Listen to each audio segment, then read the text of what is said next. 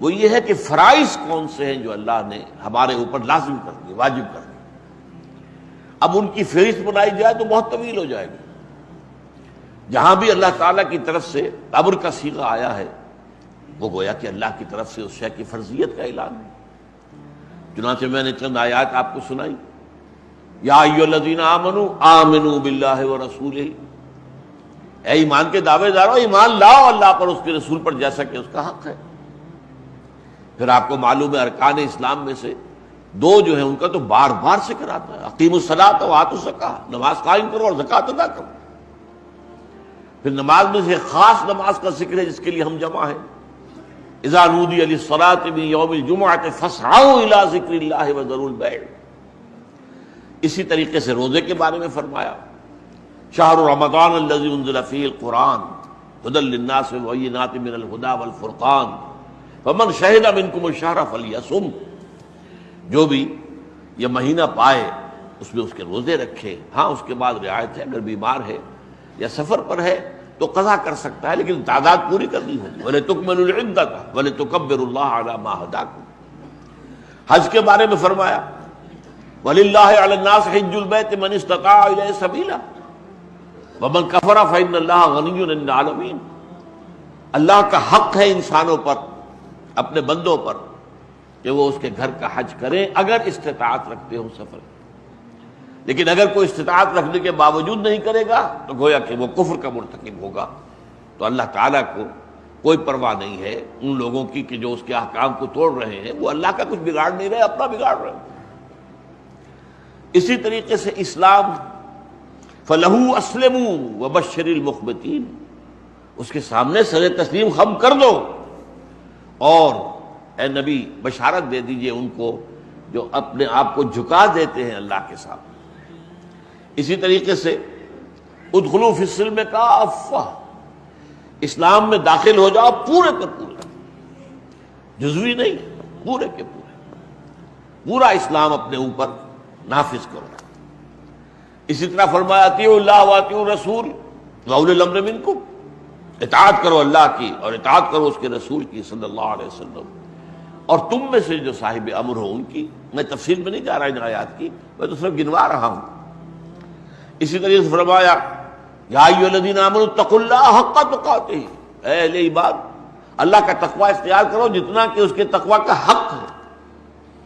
اسی طریقے سے فرمایا فابتغوا عند اللہ الرزق واعبدوہ، رزق مانگو اللہ سے اور اس کی عبادت کرو، اس کی پرستش کرو۔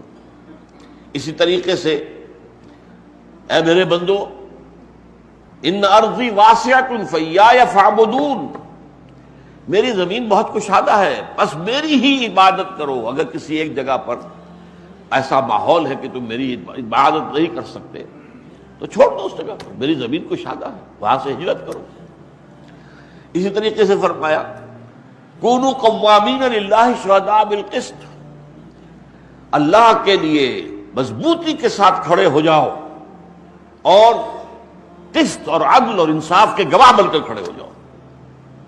یہی مضمون ذرا الٹی ترتیب کے ساتھ آیا ہے، یہ تو سورہ نساء کی آیت تھی، اور سورہ مائدہ میں فرمایا یا ایھا الذین آمنوا کونوا قوامین بالقسط شہداء للہ، اے ایمان والو عدل اور انصاف کے علمبردار بن کر کھڑے ہو جاؤ اور اللہ کے حق میں گواہی دینے والے بن جاؤ۔ اسی طرح فرمایا وجاہدوا فی اللہ حق جہادہ، اللہ کی راہ میں جہاد کرو جتنا کہ اس کی جہاد کا حق ہے۔ اور پھر قتال کے بارے میں فرمایا وقاتلوہم حتی لا تکون فتنۃ ویکون الدین کلہ للہ، جنگ کرو اللہ کے راستے میں یہاں تک کہ فتنہ بالکل فروغ ہو جائے، بغاوت جو ہے اللہ کے خلاف وہ ختم ہو جائے اور دین کل کا کل اللہ کے لیے ہو جائے۔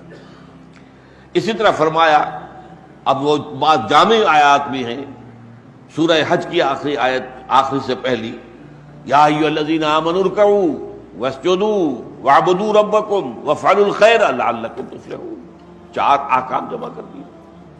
اسی طرح 4 احکام سورہ آل عمران کی آخری آیت میں یا ایھا الذین آمنوا اصبروا وصابروا ورابطوا واتقوا اللہ لعلکم تفلحون۔ اب یہ میں نے آپ کو، جس کو نمونہ مشت الخروار کہا جاتا ہے، میں نے آپ کے سامنے یہ تمام جو اوامر ہیں، نواہی ہیں، ان کے بارے میں ایک سوال پیدا ہوتا ہے کہ ان میں باہمی ربط کیا ہے، کون سی چیز بنیادی ہے، کون سی چیز اس کے بعد آتی ہے۔ اگر حفظ مراتب نہ کنی زندگی، اگر ان معاملات کے اندر بھی مراتب کا حق نہ رکھا جائے، کس شے کی کیا اہمیت ہے، تو ظاہر بات ہے کہ ہو سکتا ہے کہ ایک شے جو آپ سے ایک من بھر مطلوب ہے، وہ تو آپ ایک تولہ کر کے فارغ ہو جائیں، اور جو تولہ بھر مقصود تھی، مطلوب تھی، اس میں آپ ایک من جو ہے اس کے اوپر ڈھیر لگا دیں۔ تو یہ ساری چیزیں جو ہے نسبت و تناسب کا یہ الٹ جانا، یہ بھی انسان کی تباہی اور بربادی اور ناکامی اور آخرت کے خسران پر منتج ہو سکتا ہے۔